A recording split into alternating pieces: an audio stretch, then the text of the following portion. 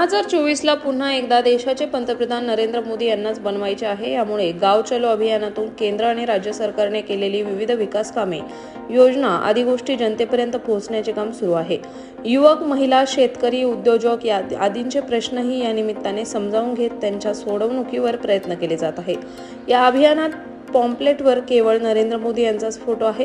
मी खासदार असलो तरी एक कार्यकर्ता म्हणून काम करत आहे। लोकसभेसाठी उमेदवार कोण त्याच्याशी आम्हाला काही घेणं नाही, असं स्पष्टपणे खासदार सुजय विखे म्हणाले। नाही, आमची तयारी हा विषय आपण जर पाहिला असेल, हे जे काही पॅम्फलेट आम्ही बनवतो, आज जे पॅम्फलेट आम्ही घेऊन चाललो याच्यामध्ये फक्त नरेंद्र मोदींचाच फोटो आहे, खासदाराचा नाही आहे, आमदारांचा नाही आहे। कारण की उद्देश काय आहे?